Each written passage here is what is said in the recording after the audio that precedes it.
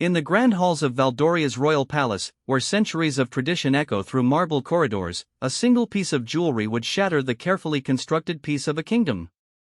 The starlight tiara, adorned with sapphires that once belonged to the beloved late Queen Isabella, had remained locked away in the royal vault for 15 years, a symbol of grief too painful to display. But, on the night of the Royal Heritage Gala, when 12-year-old Princess Elena appeared wearing the forbidden crown, the delicate balance of power within the royal family would crumble like ancient parchment. Queen Regent Margaret, who had spent years establishing her authority after marrying into the throne, would find her carefully built world collapsing in a single, devastating moment. For in that tiara lay not just precious stones and gold, but secrets that could destroy the very foundation of the monarchy itself.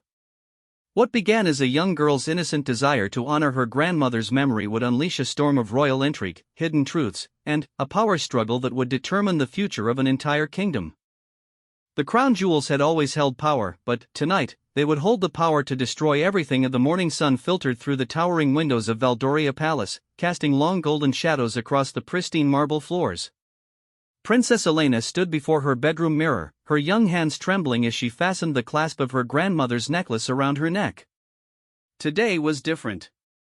Today marked 15 years since Queen Isabella's tragic passing, and the entire kingdom would gather for the Royal Heritage Gala, a celebration of Valdoria's rich history and traditions.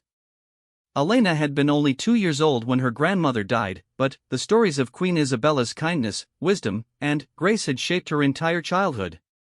The palace walls were filled with portraits of the beloved queen, and the servants still spoke of her in hushed, reverent tones. But there was one thing Elena had never seen, something that had been locked away since that fateful day when the kingdom lost its heart. The starlight tiara. Elena had heard whispers about it from the older staff members.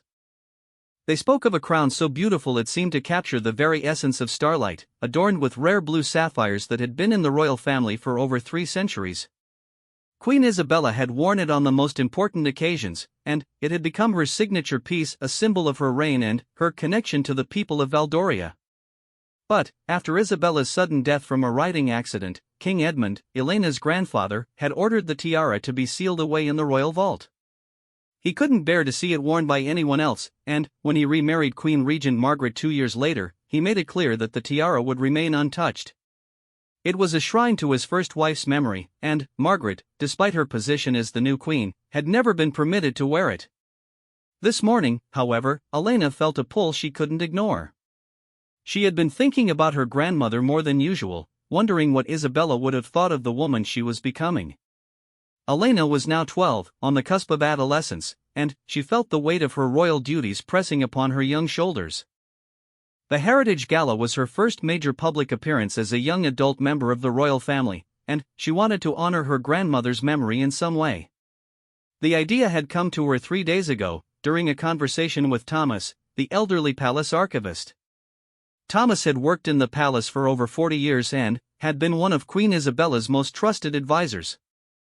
Elena often sought him out when she had questions about royal protocol or family history, and Thomas always seemed to have time for the curious princess. Thomas, Elena had asked during one of their afternoon tea sessions in the archive room, what was grandmother Isabella really like? Not the official stories, but what was she truly like as a person? Thomas had set down his teacup and gazed out the window for a long moment before answering. Your grandmother, princess, was the most genuine person I ever met. She never forgot that beneath the crown, she was human. She would sneak into the kitchens to help with meal preparations, spend hours in the royal gardens tending to flowers, and she always put family first. What about the starlight tiara? Elena had asked quietly. I've seen it in paintings, but why is it locked away? Thomas had looked uncomfortable then, glancing around as if to make sure they were alone. Your grandfather loved your grandmother deeply, princess. Perhaps too deeply. When she died, he couldn't bear to see reminders of her everywhere. The tiara was her favorite piece. She said it made her feel connected to all the queens who came before her. King Edmund thought that by preserving it untouched, he was preserving her memory. But doesn't that mean her memory is just sitting in the dark? Elena had asked. The question had haunted Thomas, and Elena could see it in his eyes. Perhaps, he had said slowly, your grandmother would have wanted her legacy to live on, not be locked away. Now, standing in her bedroom on the morning of the Heritage Gala, Elena made a decision that would change everything. She had spent the last 3 days researching the location of the royal vault, studying the palace blueprints in Thomas's archives, and learning about the security protocols. She knew it was wrong, knew that what she was planning could get her into serious trouble, but something deep inside her insisted that this was what Queen Isabella would have wanted. The Heritage Gala wasn't just any event, it was specifically designed to celebrate the history and traditions of the Valdorian royal family. What better way to honor her grandmother than to wear the crown that had meant so much to her?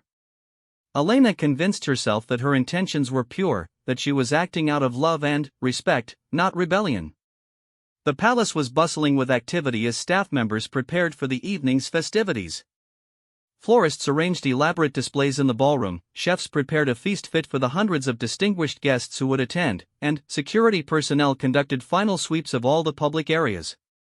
In all the chaos, Elena knew that the lower levels of the palace, where the royal vault was located, would be relatively deserted during the day.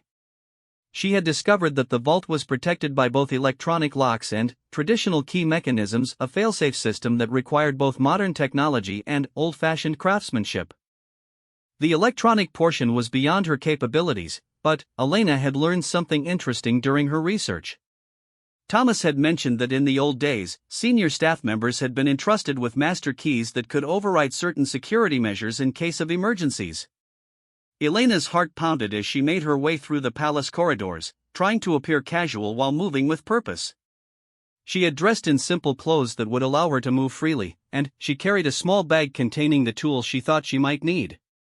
Her plan was risky, but she had studied the timing carefully. The security shift change happened at 2 p.m., and there was a 15-minute window when the vault level would have minimal coverage. The descent to the vault level required using a service elevator that was typically reserved for staff. Elena had ridden it several times during her childhood explorations of the palace, so she knew exactly where it was located. As she pressed the button for the lowest level, her hands shook slightly. She was crossing a line, and she knew it, but the image of her grandmother's portrait in the family gallery drove her forward. The vault level was exactly as she had imagined, sterile, cold, and intimidating. Motion sensor lights flickered on as she walked down the corridor, and she could hear the hum of climate control systems working to preserve the priceless artifacts stored in the various chambers. The royal vault itself was at the end of the hallway, behind a door that looked like it belonged in a bank rather than a palace. Elena approached the massive steel door and studied the locking mechanism. It was more complex than she had anticipated, with multiple layers of security that seemed impossible to bypass. Her heart sank as she realized that her plan might be doomed from the start. But then, she noticed something, a small keyhole positioned beneath the main electronic panel.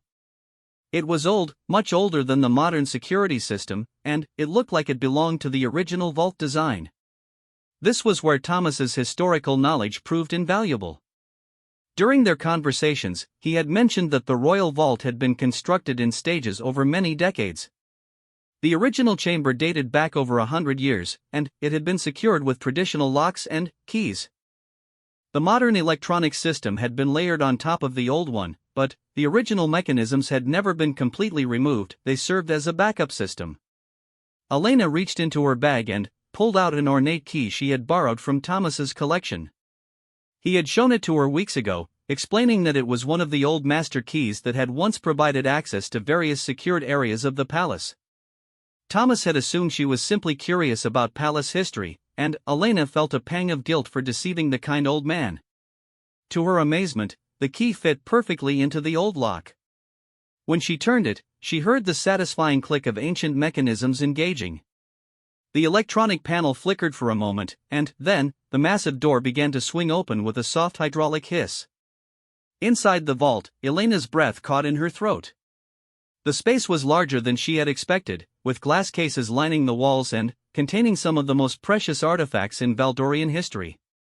Ancient crowns, ceremonial swords, jewelry, and documents were all meticulously preserved and labeled. But there, in a place of honor at the center of the room, was what she had come for. The starlight tiara sat alone in its own glass case, and it was even more beautiful than Elena had imagined. The sapphires seemed to glow with an inner light, and the delicate platinum setting was crafted with such precision that it looked like it had been made by divine hands rather than human ones. A small placard beside the case read simply, "The Starlight Tiara worn by Queen Isabella of Valdoria, 1995 to 2010. Elena stared at the tiara for several long minutes, thinking about her grandmother and the legacy she had left behind. Isabella had been more than just a queen, she had been a mother, a wife, a woman who had dedicated her life to serving her people. And now her most precious crown sat in darkness, unseen and unloved. The case was secured with another old-style lock, and Elena's master key worked once again. As she lifted the tiara from its resting place, she was struck by how light it felt in her hands. For something so valuable and historically significant, it seemed almost fragile. She examined the craftsmanship up close, running her fingers over the sapphires and marveling at the skill of the artisans who had created it centuries ago. But, as Elena held the tiara, she began to understand why her grandfather had locked it away. The crown seemed to carry the weight of memory within it, and she could almost feel her grandmother's presence surrounding her. It was overwhelming and beautiful and heartbreaking all at once. Elena carefully placed the tiara in her bag and began the process of securing the vault. She made sure everything was exactly as she had found it, locked the cases, and activated the door's closing mechanism. As she rode the service elevator back to the main levels of the palace, her heart was racing with a mixture of excitement and terror. She had done it. She had retrieved the Starlight Tiara, and tonight, at the Heritage Gala, she would wear it in honor of Queen Isabella's memory. Elena convinced herself that she was doing the right thing, that her grandmother would have wanted her legacy to be celebrated rather than hidden away. What Elena didn't realize was that her actions had already set in motion a chain of events that would shake the very foundations of the royal family. The vault's security system, despite her successful entry, had logged the unauthorized access. The information would make its way to the head of palace security within hours, and, by evening, Queen Regent Margaret would know exactly what had happened. Elena spent the remainder of the day in her room, alternately excited and terrified about what she planned to do. She tried on the tiara multiple times, practicing walking and sitting while wearing it, making sure she could carry herself with the dignity the crown deserved. Each time she saw herself in the mirror, she felt a connection to her grandmother that she had never experienced before. As evening approached and it came time to prepare for the Heritage Gala, Elena's nerves began to intensify. She had chosen a deep blue gown that would complement the sapphires in the tiara, and she had arranged her hair in a style that would showcase the crown to its best advantage. Her lady-in-waiting, Marie, had helped with the preparations, though Elena had been careful not to reveal the tiara until the very last moment. "Princess," Marie had said as she finished Elena's hair, "you look absolutely radiant tonight. Queen Isabella would be so proud." Elena's eyes had filled with tears at the comment, and she knew that she was making the right choice. When Marie left to attend to other duties, Elena carefully removed the Starlight Tiara from its hiding place and positioned it on her head. The transformation was immediate and profound. She felt like she had stepped into her destiny, connected to generations of queens who had worn crowns before her. As she made her way to the grand staircase that would take her down to the ballroom, Elena's confidence grew with each step. She knew that her appearance would cause a sensation, but she was prepared to explain her actions to anyone who questioned them. She was honoring her grandmother's memory, celebrating the heritage that the gala was meant to showcase.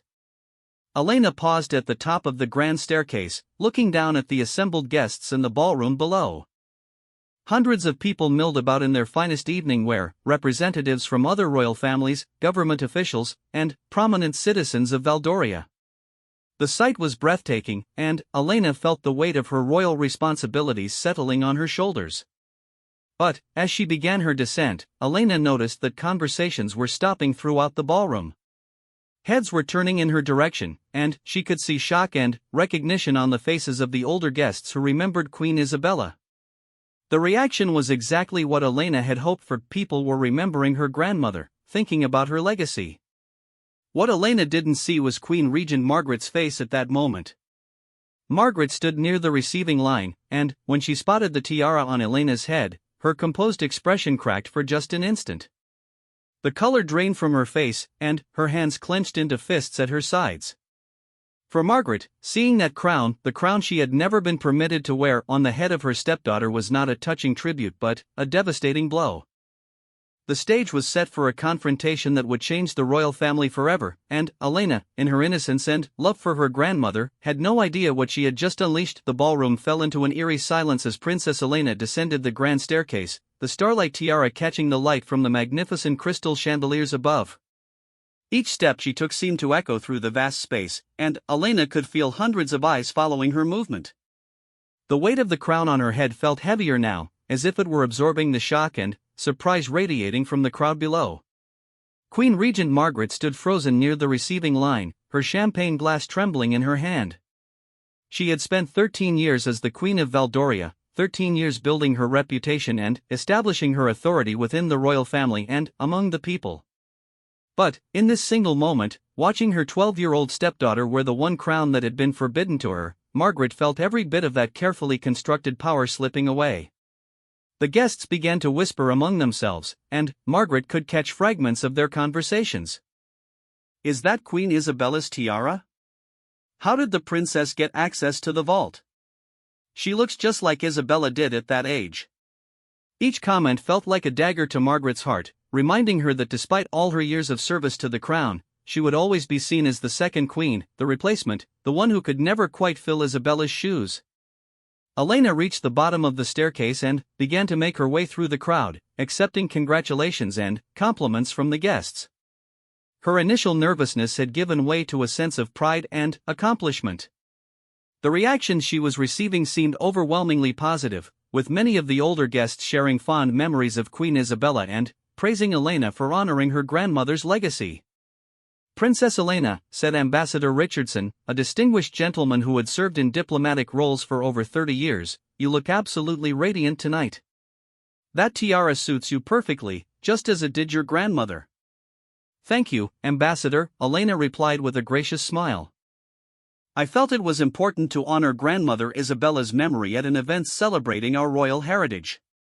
Similar conversations occurred throughout the early part of the evening, and Elena began to feel vindicated in her decision.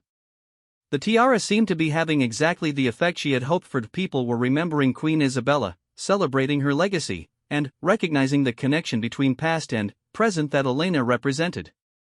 But not everyone in the ballroom was pleased with Elena's choice. Lord Blackwood, the Minister of Royal Affairs and one of Queen Regent Margaret's closest advisors, had been watching the situation unfold with growing concern. He understood the political implications of what Elena had done, even if the young princess did not. By wearing Queen Isabella's crown without permission, Elena had essentially challenged Margaret's authority and reminded everyone present of the royal hierarchy that existed before Margaret's marriage to King Edmund. Lord Blackwood made his way across the ballroom to where Margaret stood, still frozen in shock and anger. He leaned close to her ear and whispered urgently, "Your Majesty, you need to address this situation immediately. Every moment that girl wears that tiara undermines your position as queen." Margaret's hands were shaking now, and she set down her champagne glass before anyone could notice. "How did she get into the vault?" she whispered back. "That area is supposed to be completely secure." "We'll investigate that later," Blackwood replied. "Right now, you need to take control of this situation before it spirals any further out of hand." But Margaret found herself paralyzed by the complexity of her emotions. Part of her was genuinely angry at Elena's defiance and the breach of security that had allowed this to happen.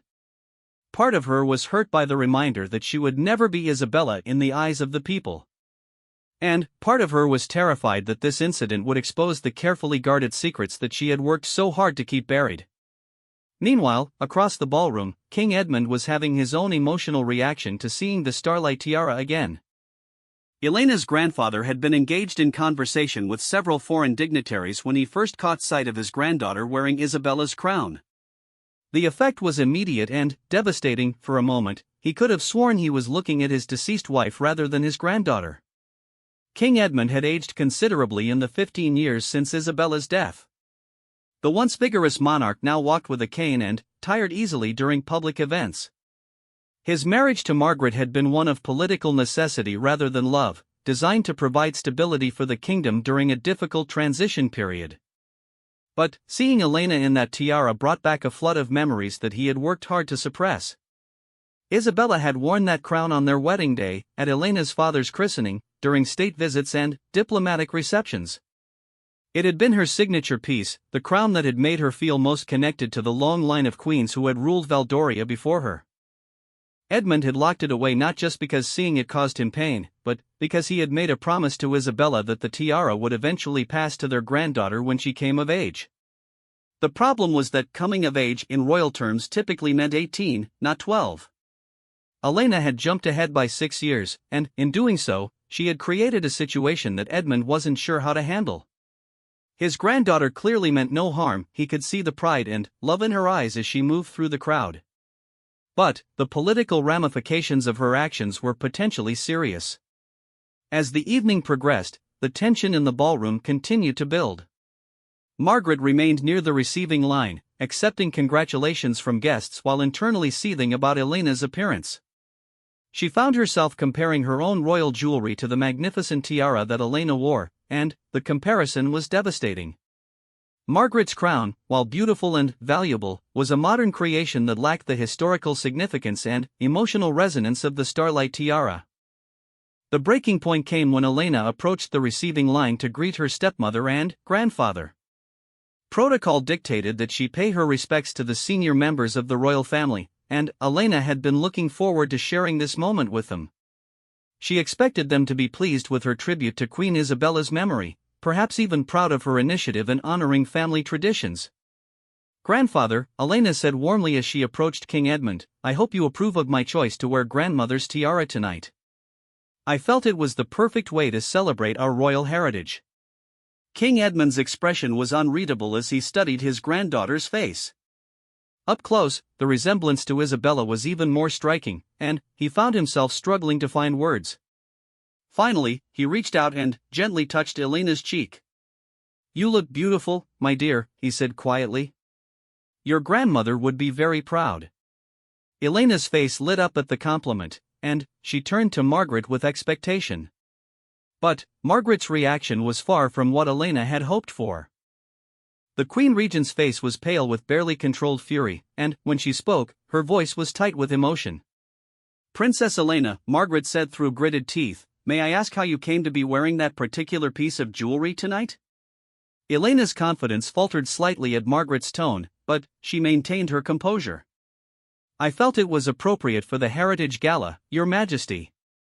I wanted to honor Grandmother Isabella's memory and celebrate the traditions of our family." "That tiara," Margaret said, her voice growing louder, "was sealed in the royal vault for a reason. It is not a costume piece to be worn on a whim by children who don't understand the significance of their actions." The conversation was beginning to attract attention from nearby guests, and Elena felt her cheeks burning with embarrassment and confusion.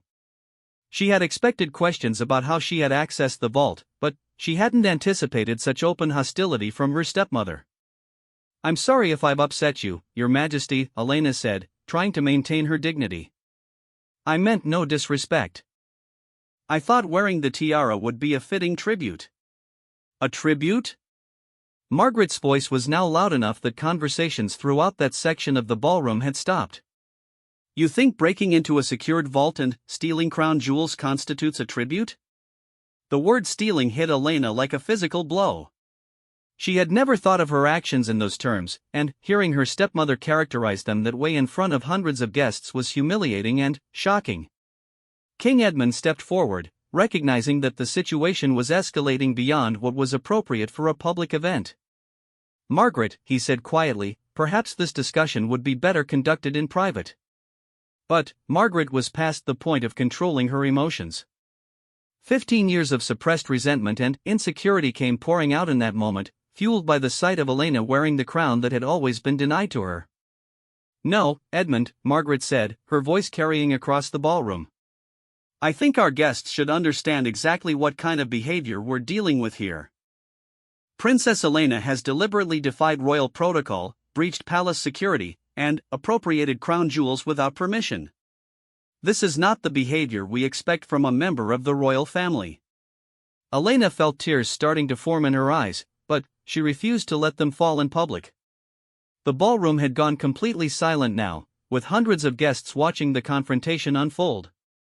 She could see shock and disapproval on many faces, and she realized that her beautiful tribute to her grandmother was turning into a public spectacle that would be talked about for years to come. "I understand that I should have asked permission," Elena said, her voice steady despite her emotional turmoil. "But I acted out of love and respect for my grandmother's memory. I never intended to cause any harm or show disrespect to anyone." Margaret laughed bitterly, and the sound was harsh and unforgiving. "Love and respect?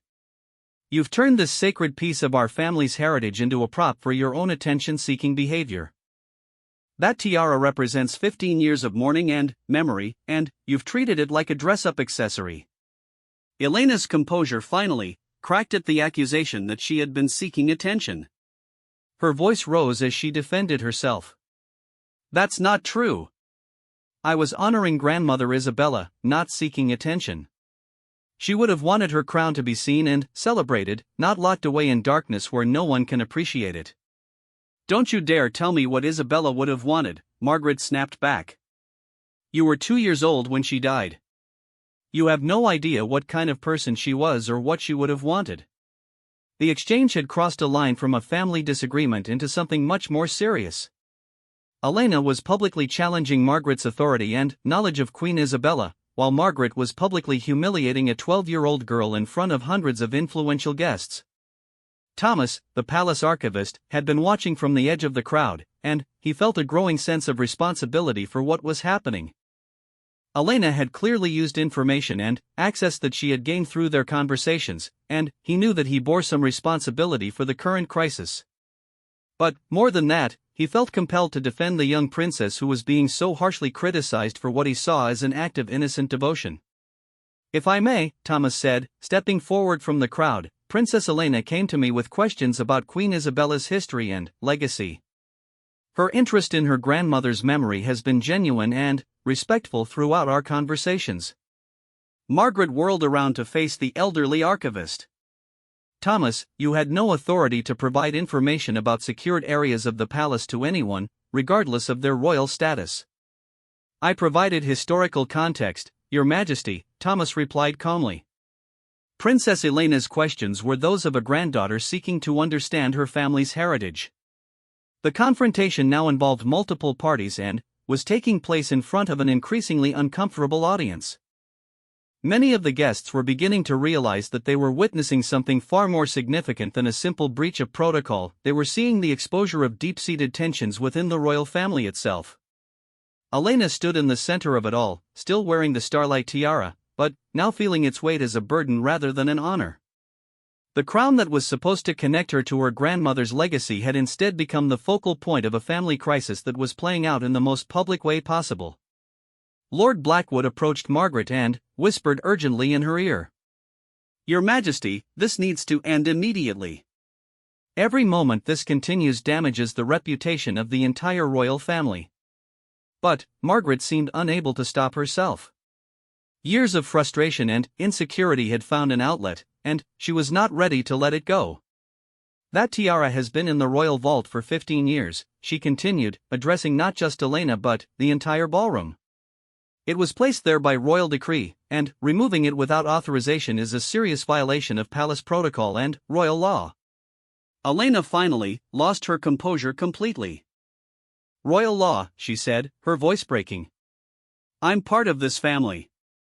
That tiara belonged to my grandmother, and someday it will belong to me.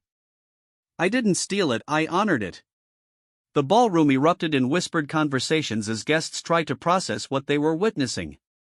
Some were sympathetic to Elena's position, seeing her as a young girl who had made an innocent mistake while trying to honor her grandmother's memory. Others were appalled by what they saw as a serious breach of royal protocol and security. King Edmund finally decided that the situation had gone too far. He stepped between Elena and Margaret, raising his hand for silence. "Enough," he said, his voice carrying the authority of decades of royal leadership. "This discussion ends now." The ballroom fell silent, waiting to see how the king would resolve the crisis.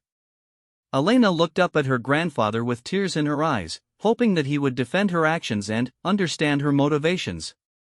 Margaret stood rigid with anger, waiting to see if Edmund would support her authority as the current queen. Edmund looked at Elena wearing Isabella's tiara, and, for a moment, time seemed to stand still. In that crown, he saw not just his granddaughter, but his deceased wife, his family's history, and the complex legacy that they all carried. When he finally spoke, his words would determine not just how this evening ended, but how the relationship between Elena and Margaret would evolve in the years to come. "Princess Elena," he said slowly, "will retire to her quarters immediately. The tiara will be returned to its proper place in the royal vault." Elena's heart shattered at her grandfather's words. She had hoped for understanding, for recognition of her good intentions, but instead she was being dismissed like a misbehaving child. The tears she had been holding back finally spilled over, and she could no longer maintain her royal composure in front of the watching crowd. Without another word, Elena curtsied to her grandfather and stepmother, then turned and walked toward the ballroom's exit. The crowd parted to let her pass, and she could feel their eyes following her every step. The starlight tiara, which had made her feel so connected to her grandmother just hours earlier, now felt like a crown of shame. As Elena disappeared from view, the ballroom slowly began to return to its normal rhythm, but the damage had been done. The confrontation had exposed fractures within the royal family that would be impossible to hide, and the repercussions would extend far beyond this single evening. Margaret stood victorious but hollow, having established her authority at the cost of her relationship with her stepdaughter. King Edmund remained silent, knowing that his decision had been politically necessary but personally devastating. And, somewhere in the crowd, whispers began to spread about what they had really witnessed, not just a family argument, but the beginning of a crisis that would test the very foundations of the Valdorian monarchy. Princess Elena fled through the palace corridors, her elegant gown rustling against the marble floors as tears streamed down her face. The starlight tiara, which had felt so right just hours earlier, now seemed to mock her with every step.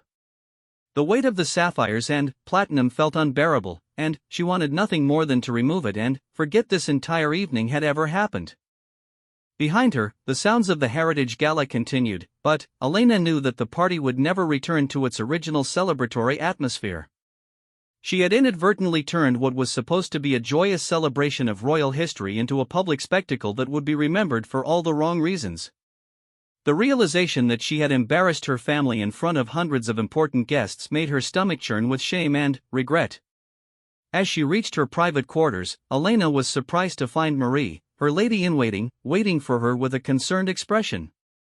Marie had clearly heard about what had happened in the ballroom, and she immediately moved to help Elena out of her formal gown and remove the tiara. "Oh, Princess," Marie said softly, her voice full of sympathy, "I'm so sorry about what happened downstairs." Elena collapsed into her dressing chair, exhausted by the emotional turmoil of the evening. "I just wanted to honor her memory, Marie. I thought people would understand. I thought they would be happy to see grandmother's tiara again." Marie carefully lifted the starlight tiara from Elena's head and placed it on the nearby table. Even in the dim light of the bedroom, the sapphires seemed to glow with an inner fire. "It's a beautiful piece, Princess. Your grandmother did love it dearly." "Did you know her well?" Elena asked, wiping away her tears with a tissue that Marie provided. Marie nodded, her expression becoming wistful. "I was much younger then, just starting my service in the palace. But Queen Isabella was always kind to the staff. She never made us feel invisible or unimportant. She would remember our names, ask about our families, and she always said thank you for even the smallest services." "Then, you understand why I wanted to wear her tiara tonight?" "I do, Princess. Your intentions were good. But sometimes in royal life, good intentions aren't enough. There are rules and protocols that exist for reasons that aren't always obvious to those of us who must follow them." Elena stood and walked to her bedroom window, which offered a view of the palace gardens below. In the darkness, she could see the lights from the ballroom windows casting patterns on the carefully manicured lawns.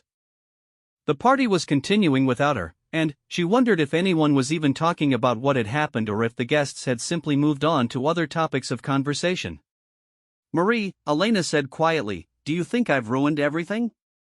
Will people remember this night as the time Princess Elena disgraced the royal family?" Before Marie could answer, there was a sharp knock at Elena's bedroom door.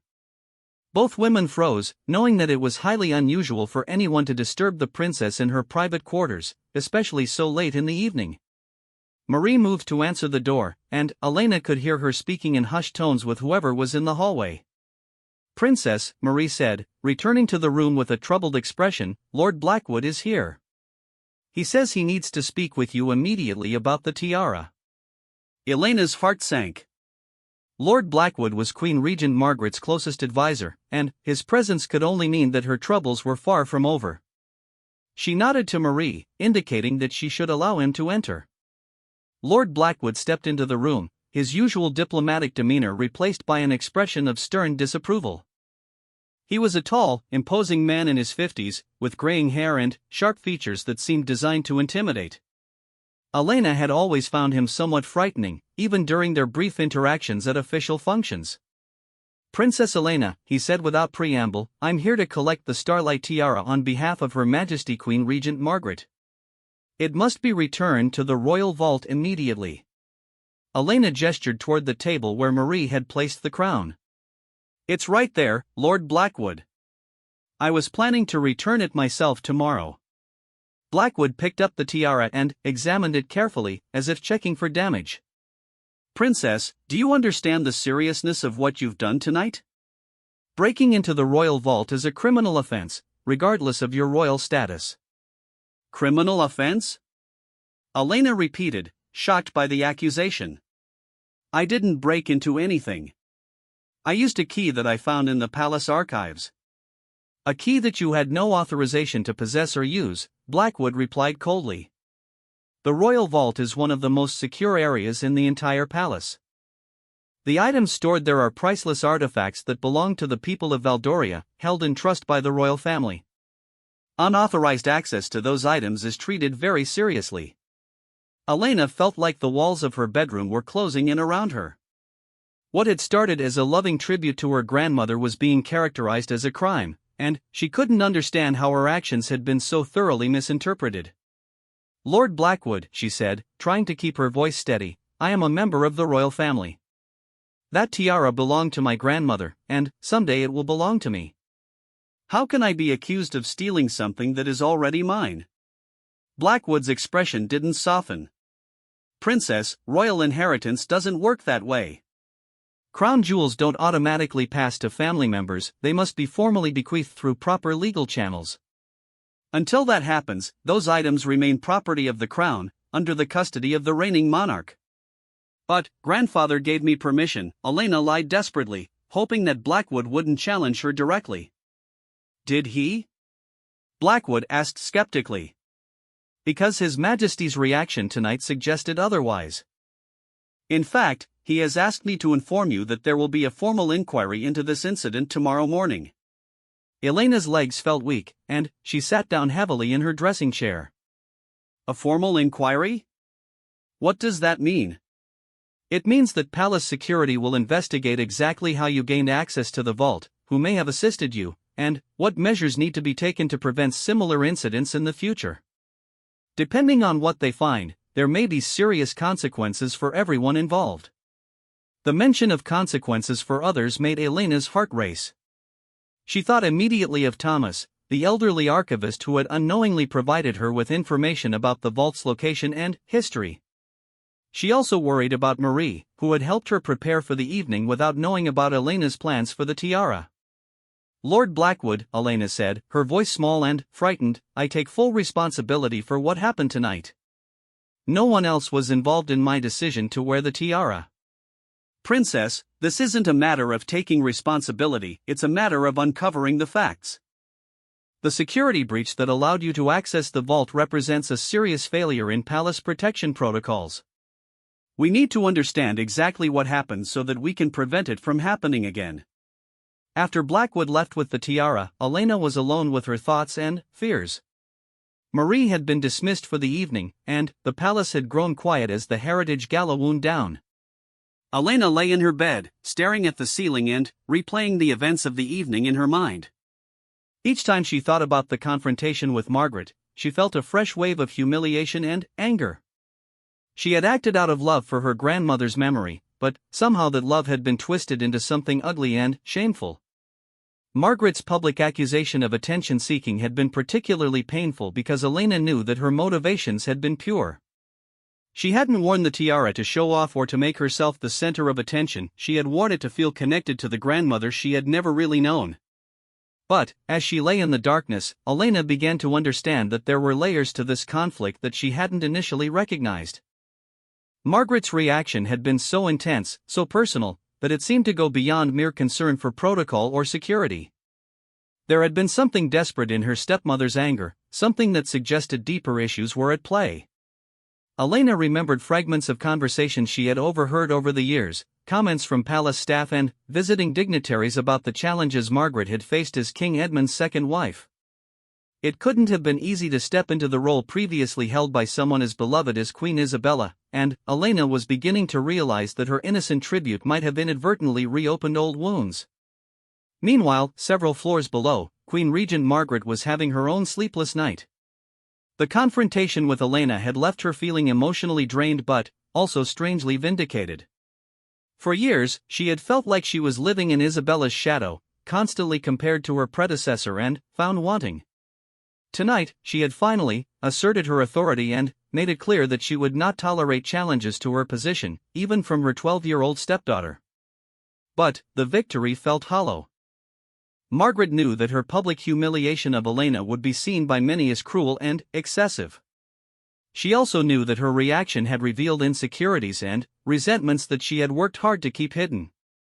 The image of composed, dignified royalty that she had cultivated over 13 years had cracked in a very public way. Margaret stood in her private study, looking at a portrait of Isabella that hung on the wall. It was a formal royal portrait, showing Isabella wearing the starlight tiara and a serene expression that suggested wisdom and grace. Margaret had kept the portrait there as a reminder of the standards she was expected to meet, but tonight it felt more like a judgment on her failure to measure up. "You still haunt this place," Margaret whispered to the portrait. "Even 15 years later, you're still more queen than I'll ever be." The truth was that Margaret had always harbored a secret desire to wear the starlight tiara herself. It was the one piece of royal jewelry that had been permanently denied to her, and its absence from her collection had always felt like a symbol of her second-class status within the royal family. Seeing Elena wear it so casually, as if it were her natural right, had triggered a reaction that Margaret herself hadn't expected. But there were other reasons for Margaret's intense reaction, reasons that she had never shared with anyone and hoped would never come to light. The starlight tiara wasn't just a symbol of Isabella's legacy, it was also a potential key to secrets that could destroy Margaret's carefully constructed life if they were ever revealed. Hidden within the tiara's intricate design were tiny compartments that had been used by previous queens to conceal important documents and messages. Isabella had discovered these compartments shortly before her death and had used them to hide evidence of information that could have explosive implications for the royal family. Margaret had spent years trying to locate and destroy that evidence, but the tiara's placement in the royal vault had made it impossible to access. Tonight, when Elena had worn the tiara so publicly, Margaret had been terrified that someone might notice the tiny mechanisms or that Elena herself might discover the hidden compartments. The longer the tiara remained out of the vault, the greater the chance that its secrets might be exposed. Lord Blackwood entered Margaret's study without knocking, a privilege that came with his position as her most trusted advisor. He placed the starlight tiara on Margaret's desk and took a seat across from her. "It's secured," he said simply. The princess seemed genuinely surprised by the seriousness of the situation. I don't think she understood the full implications of what she had done. Margaret picked up the tiara and examined it closely, her fingers running along the platinum setting as she searched for any sign that the hidden compartments had been discovered or tampered with. To her relief, everything appeared to be exactly as she remembered it. "What did you tell her about the inquiry?" Margaret asked. "I told her that palace security would be investigating the security breach, which is true. But I didn't mention that our primary concern is ensuring that certain historical documents remain undiscovered." Margaret nodded, understanding the delicate nature of their situation. "And the archivist, Thomas?" "He clearly provided Elena with information about the vault. He'll need to be questioned, but carefully.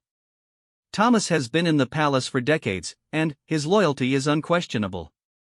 If he helped Elena, it was out of innocent sentiment, not malicious intent. Perhaps it's time for Thomas to retire, Margaret suggested.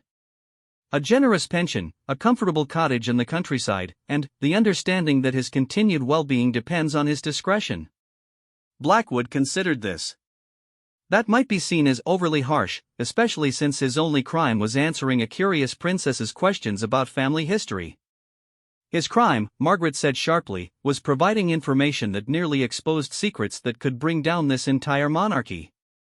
I don't care how innocent his intentions were, the results could have been catastrophic. The two sat in silence for several minutes, each lost in their own thoughts about how to manage the crisis that Elena's actions had precipitated. Both understood that the events of the evening had implications far beyond a simple breach of palace protocol. "There's something else," Blackwood said eventually.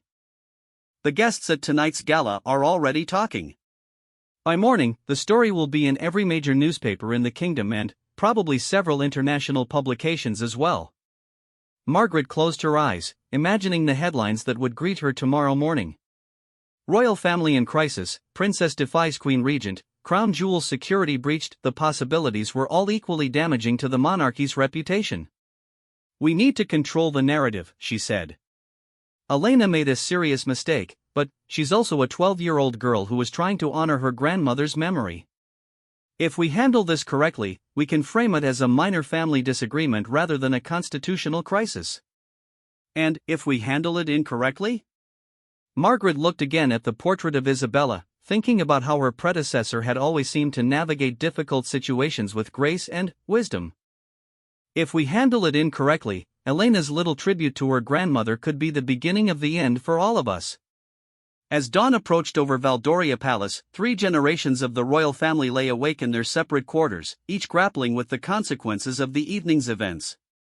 Elena wrestled with shame and confusion, wondering how her loving gesture had gone so wrong. King Edmund struggled with the painful memories that seeing the tiara again had awakened, as well as the realization that his family was more fractured than he had wanted to admit. And Margaret planned her next moves in a game where the stakes were higher than anyone else realized. The Starlight Tiara was now safely back in the vault, but the secrets it contained remained a threat to everything she had worked to build. Tomorrow would bring new challenges and difficult decisions, and Margaret knew that her handling of the Elena situation would determine not just her own future, but the future of the entire Valdorian monarchy. The Heritage Gala had been intended as a celebration of royal tradition and family legacy. Instead, it had become the opening act of a drama that would test every member of the royal family and potentially reshape their relationships forever.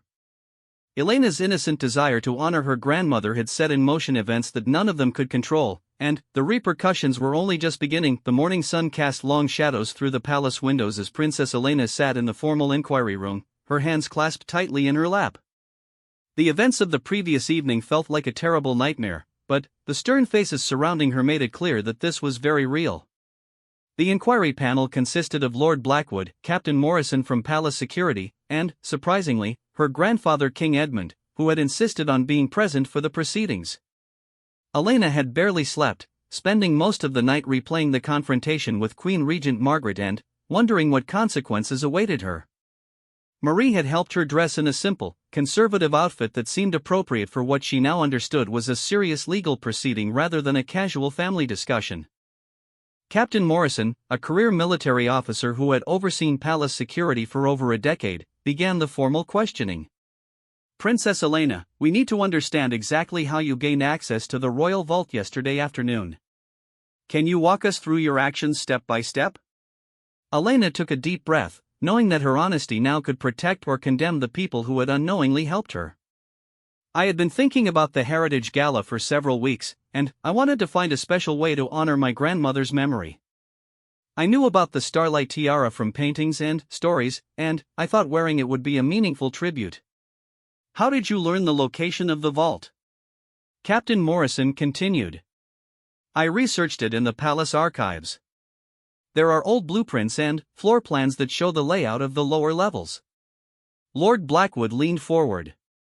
"Princess, those archives require special permission to access. How did you obtain that permission?" Elena felt her cheeks burning as she realized she was about to implicate Thomas in her actions. I didn't have formal permission. I've been visiting the archives for months, talking with Thomas about family history. He never questioned my presence there, and I suppose I took advantage of his trust. King Edmund spoke for the first time since the inquiry began. Elena, did Thomas provide you with specific information about how to access the vault? No, grandfather, Elena said quickly. Thomas only told me historical information about the tiara and grandmother Isabella. The idea to take it was entirely my own. Captain Morrison consulted his notes. Our investigation shows that the vault was opened using one of the old master keys from the archives collection. How did you know which key to use? Elena felt trapped by the specificity of the question. She couldn't lie about the key without making Thomas look guilty of actively assisting her, but she also couldn't tell the complete truth without revealing how much information she had gathered during her conversations with the archivist. Thomas had shown me the key collection during one of our historical discussions, she said carefully. He explained how the old security systems worked and mentioned that some of the older keys could still function as overrides for certain areas of the palace. I made the connection myself and decided to try one of them. Lord Blackwood exchanged glances with Captain Morrison. Both men understood that Elena was trying to protect Thomas while still providing the information they needed. Her loyalty to the elderly archivist was admirable, but it also complicated their investigation. Princess, Lord Blackwood said, do you understand that what you did constitutes theft of crown property? The items in the royal vault don't belong to individual family members, they belong to the crown itself, held in trust for the people of Valdoria. I understand that now, Elena replied, her voice barely above a whisper. But, at the time, I thought of the tiara as something that connected me to my grandmother. I didn't think of it as stealing because it felt like it was already part of my family. King Edmund leaned back in his chair, studying his granddaughter's face. He could see Isabella in Elena's features, and he was reminded of how passionate his late wife had been about family traditions and royal heritage. Isabella would have understood Elena's motivations, even if she wouldn't have approved of her methods. Elena, he said gently, your intentions may have been good, but your actions had serious consequences. The security breach you created could have been exploited by people with much more harmful intentions. What if someone had been planning to steal or damage irreplaceable artifacts? Elena nodded, finally, beginning to understand the broader implications of what she had done. I never thought about that, grandfather. I was only thinking about honoring grandmother's memory. Captain Morrison made several notes before continuing. Princess, during your time in the vault, did you disturb anything else? Did you examine any other items or cases? No, Elena said firmly. I went directly to the tiara, took it, and left. I made sure everything else remained exactly as I found it. The question seemed oddly specific to Elena, and she wondered if there was something else in the vault that the security team was particularly concerned about. She had been so focused on the starlight tiara that she hadn't paid much attention to the other items stored in the various cases, but now she found herself curious about what else might be hidden in those secure chambers. Lord Blackwood consulted with Captain Morrison in hushed tones before addressing Elena again. Princess, this inquiry will remain confidential, but there will need to be consequences for your actions. The security of the royal vault cannot be compromised without serious repercussions. What kind of consequences? Elena asked, her voice trembling slightly. King Edmund answered before the others could respond. That will be determined after we complete our investigation and consult with the Queen Regent. However, I want you to understand that your actions have affected more people than just yourself. As if on cue, there was a knock at the inquiry room door. Captain Morrison opened it to admit Thomas, the elderly archivist, who looked nervous and confused as he entered the formal setting. Elena's heart sank as she realized that her attempts to protect him had been insufficient. Your Majesty, Thomas said, bowing deeply to King Edmund before acknowledging the others in the room. I understand you wish to speak with me about Princess Elena's access to the archives. Elena wanted to jump up and apologize to Thomas for getting him involved, but protocol required her to remain seated and silent unless directly addressed. She watched as the kind old man who had shared so many stories about her grandmother was subjected to the same kind of formal questioning she had just endured. Thomas, Lord Blackwood began, how long have you been aware of Princess Elena's interest in Queen Isabella's personal effects? Several months, my lord, Thomas replied. The princess has been asking questions about her grandmother's life and legacy. It seemed natural for a young woman to be curious about her family history. Did you provide her with specific information about the location or security of the royal vault? Thomas hesitated, and Elena could see him struggling with how to answer truthfully without making his actions seem inappropriate. I shared historical information about various areas of the palace, including the vault. But I never intended for that information to be used to breach security. What about the master key collection? Captain Morrison asked. Did you show those keys to Princess Elena? I showed her many historical artifacts during our conversations, Thomas said. The key collection is part of the palace's architectural history. I may have mentioned their original functions, but I never suggested that they could be used to access current secure areas. Elena felt terrible watching Thomas navigate the questioning. She could tell that he was being truthful but that his honesty was making his situation more complicated. The investigation was revealing that while Thomas hadn't deliberately assisted her plan, his openness about palace history had inadvertently provided her with the information she needed. King Edmund seemed to recognize Thomas's dilemma. Thomas, in your professional opinion, should access to the archives and historical collections be more strictly controlled? Your Majesty, Thomas said thoughtfully, the archives serve an important educational function for the royal family. Princess Elena's interest in her grandmother's history has been genuine and respectful. Perhaps what's needed is clearer guidelines about what information can be shared and with whom. Lord Blackwood wasn't satisfied with that response. Thomas, you've been in palace service for over 40 years. You understand the importance of security protocols. Don't you think you should have been more careful about what information you shared with a 12-year-old girl? Elena couldn't remain silent any longer. Please don't blame Thomas, she said, standing up despite protocol. He was only trying to help me understand my family's history. Everything he told me was educational. I'm the one who decided to use that information inappropriately. Princess Elena, Captain Morrison said sternly, please remain seated and speak only when directly addressed. But King Edmund raised his hand to indicate that he wanted to hear what Elena had to say. Go ahead, Elena. What do you want us to understand about Thomas's role in this situation?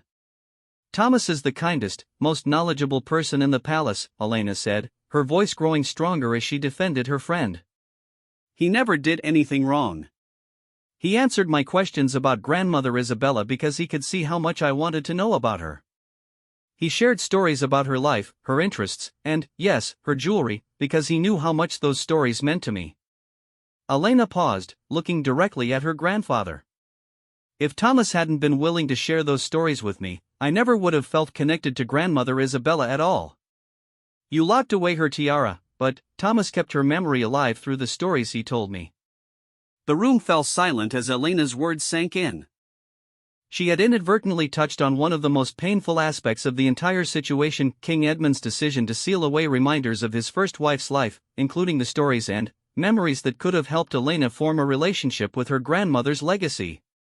King Edmund's expression softened as he looked at his granddaughter. Elena, sit down, please. I think there are some things we need to discuss as a family, not as part of a formal inquiry. Lord Blackwood looked uncomfortable with the direction the conversation was taking. Your Majesty, we still need to complete the security assessment and determine appropriate consequences for the breach.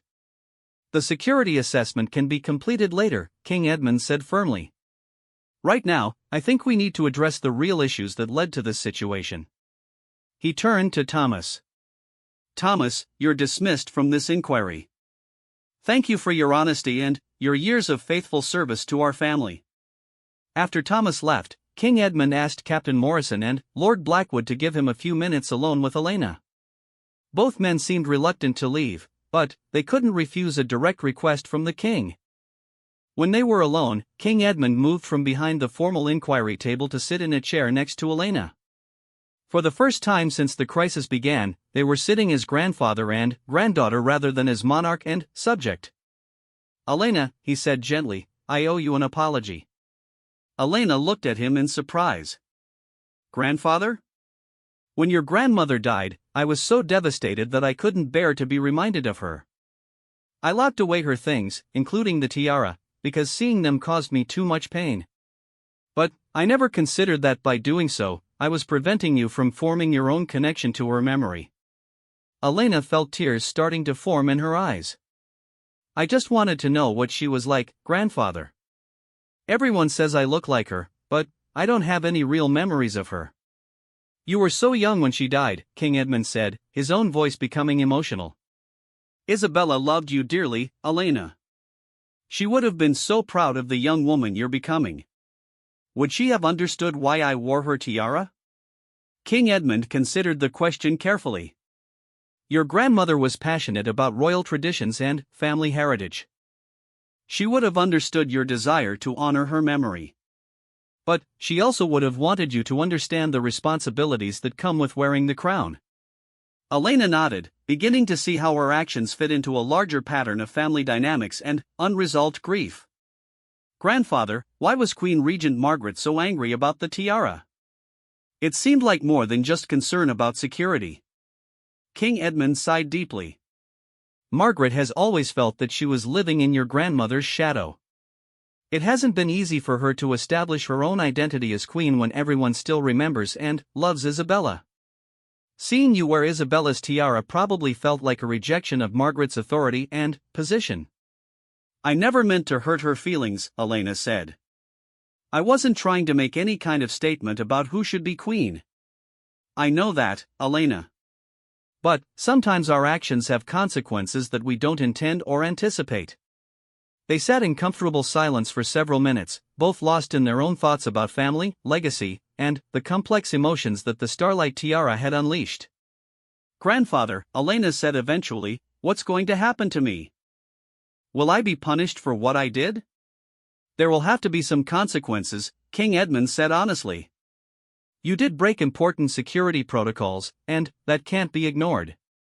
But I'm going to make sure that those consequences are fair and appropriate for someone your age who acted out of love rather than malice. Elena felt some of the tension leave her shoulders. Having her grandfather's understanding and support made the situation feel much more manageable. What about Thomas? Will he lose his job because of me? Thomas will be fine, King Edmund assured her. His loyalty to our family is unquestionable, and I won't let him be punished for your decisions. As their private conversation continued, Elena began to understand that the events of the previous evening had exposed problems within the royal family that went far beyond her unauthorized use of the tiara. The grief over Queen Isabella's death, the tensions between family members, and the challenges of maintaining royal traditions in a modern world were all issues that would need to be addressed in the coming weeks and months. But, for now, Elena felt grateful to have her grandfather's understanding and support. The inquiry would continue, consequences would be determined, and difficult conversations with Queen Regent Margaret lay ahead.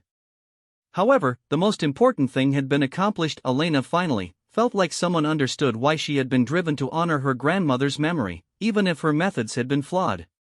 The starlight tiara remained locked in the royal vault, but the conversations it had sparked were finally bringing the royal family closer to addressing the emotional wounds that had been festering for 15 years. Elena's impulsive decision to wear her grandmother's crown had created a crisis, but it had also created an opportunity for healing that might not have existed otherwise. 3 weeks had passed since the Heritage Gala incident, and the palace had settled into an uneasy routine. Princess Elena had been confined to her quarters except for meals and educational sessions, a punishment that King Edmund had insisted be proportionate to her age and intentions. The media coverage had been intense but ultimately sympathetic, with most publications framing the story as a young girl's innocent tribute to her beloved grandmother rather than a serious security breach. Elena sat in the palace library, working on an essay about royal history. As part of her consequence, she was required to write detailed reports about the proper protocols surrounding crown jewels and their historical significance. It was meant to be educational rather than purely punitive, and Elena had to admit she was learning things about her family's legacy that she had never known before. Thomas had been quietly reassigned to a less sensitive position in the palace's cultural affairs department, a lateral move that allowed him to keep his dignity and pension while reducing his access to sensitive historical materials. Elena visited him regularly, and their conversations had actually deepened now that both of them understood the real weight of royal traditions and security. "Princess," Thomas said during one of their afternoon tea sessions, "I've been thinking about what happened at the gala. Do you regret wearing the tiara?" Elena considered the question carefully. The past 3 weeks had given her time to reflect on her actions and their consequences, and her feelings were more complex than simple regret. "I regret the way it happened," she said finally. "I regret that I hurt Queen Margaret's feelings and embarrassed the family in public. But I don't regret wanting to honor Grandmother Isabella's memory. I just wish I had found a better way to do it." Thomas nodded approvingly. "That's a mature way to look at it, Princess. Your grandmother would be proud of how you've handled the aftermath of this situation." What Elena didn't know was that her actions had set in motion a series of private conversations and investigations that were still unfolding. Queen Regent Margaret had spent the weeks since the gala in consultation with Lord Blackwood and palace security, ostensibly planning reforms to prevent similar incidents in the future. But their real focus was on something much more secretive and urgent. Margaret had used the security review as cover to conduct a thorough examination of the Starlight Tiara and its hidden compartments. What she found confirmed her worst fears. The compartments contained documents that could destroy not only her own position but potentially bring down the entire monarchy. The papers hidden within the tiara's intricate setting included correspondence between Queen Isabella and several prominent political figures, documents that revealed corruption, secret agreements, and information about Elena's father's death that contradicted the official version of events. Isabella had apparently been investigating irregularities in the royal finances and had discovered evidence of embezzlement and fraud involving several high-ranking officials. More damaging still were letters indicating that King Edmund's marriage to Margaret had been arranged not out of love or political necessity, but as part of a cover-up designed to silence questions about Isabella's sudden death. The writing accident that had officially killed Queen Isabella might not have been an accident at all, and Margaret had been brought in specifically because of her willingness to keep dangerous secrets. Margaret sat in her private study, surrounded by the damning documents she had removed from the tiara's compartments. Each page represented a potential scandal that could destroy the royal family's reputation and legitimacy. She had spent 15 years believing that these secrets were safely buried with Isabella, only to discover that the beloved queen had been more clever and suspicious than anyone had realized. Lord Blackwood entered the study without knocking, his face grim with concern. "Your Majesty, we need to discuss what we've learned from the documents." "I've been reading them all night," Margaret said, her voice hollow with exhaustion and fear. "Isabella knew everything, didn't she? About the finances, about the arrangements, about what really happened to her." "It appears so," Blackwood confirmed. "The question now is what we do with this information. If these documents ever become public, they would destroy not just our positions but the entire institution of the monarchy." Margaret picked up one of the letters, a piece of correspondence between Isabella and a prominent investigative journalist who had been looking into royal finances before his sudden death in a car accident 6 months after Isabella's passing. The timing was too convenient to be coincidental. "How many people died to keep these secrets buried?" Margaret whispered. "Your Majesty, that's not a productive line of thinking," Blackwood said firmly. "Our focus needs to be on protecting the institution and ensuring stability for the kingdom." But Margaret was finally understanding the true scope of the conspiracy she had been drawn into 15 years earlier. She had believed she was simply agreeing to a political marriage that would provide stability during a difficult transition period. She hadn't realized that she was becoming complicit in covering up potential murders and certainly hadn't understood that she would spend the rest of her life living with the fear of exposure. "What about Elena?" Margaret asked. If she had discovered these compartments while she was wearing the tiara. "Princess Elena showed no signs of awareness about the hidden mechanisms," Blackwood said. "Our examination of the tiara showed that the compartments weren't opened during her possession of it." "But you're right to be concerned. If she had found those documents, we would be facing a very different crisis right now." Margaret looked at a family portrait on her desk that showed her, King Edmund, and Elena at a formal state function. They looked like a normal royal family, but the image was built on lies and covered-up crimes. Elena was an innocent 12-year-old girl who had no idea that her simple desire to honor her grandmother's memory had nearly exposed secrets that powerful people had killed to protect. "We need to destroy these documents," Margaret said decisively. "All of them. Tonight." "Are you certain, Your Majesty?" "Once we destroy them, we lose any leverage they might provide if someone else tries to expose these secrets." Margaret considered this. The documents were dangerous, but they were also the only proof of the corruption and conspiracy that had shaped her entire adult life. If she destroyed them, she would be eliminating evidence of her own victimization as well as her complicity. "Isabella hid these papers for a reason," she said finally. "Maybe she intended them to be found someday, when the truth could come out without destroying innocent people." "With respect, Your Majesty, Princess Elena is hardly innocent if she's following in her grandmother's footsteps by investigating royal secrets." "Elena isn't investigating anything," Margaret said sharply. "She's a 12-year-old girl who wanted to wear her grandmother's tiara. There's no conspiracy there, just a child who misses a grandmother she never really knew." As Margaret spoke, she realized that her perspective on Elena had shifted dramatically over the past 3 weeks. The anger and resentment she had felt during the Heritage Gala had been replaced by a more complex mixture of fear, protectiveness, and guilt. Elena wasn't her enemy, she was an innocent victim of the same forces that had shaped Margaret's own life. "What if we told Elena the truth?" Margaret said suddenly. Lord Blackwood looked at her as if she had lost her mind.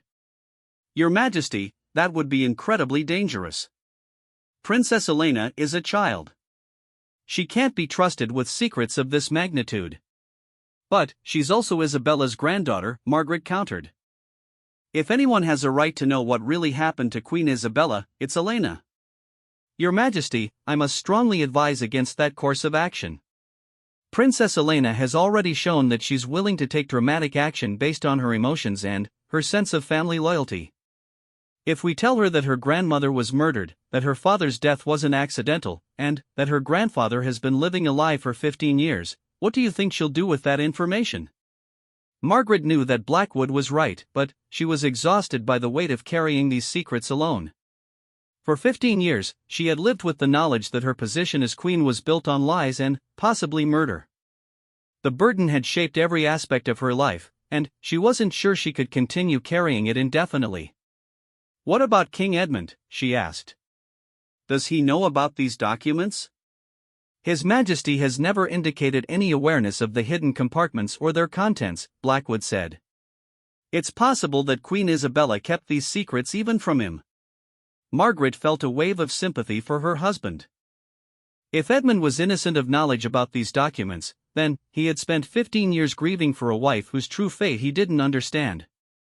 The decision to lock away Isabella's tiara hadn't been just about grief, it had been an unknowing act that had protected dangerous secrets from discovery.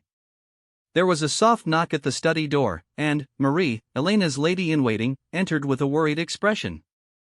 "Your Majesty, forgive me for interrupting, but Princess Elena has asked to speak with you. She says it's important." Margaret's heart raced.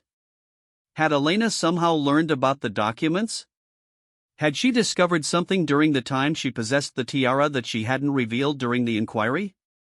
Did she say what?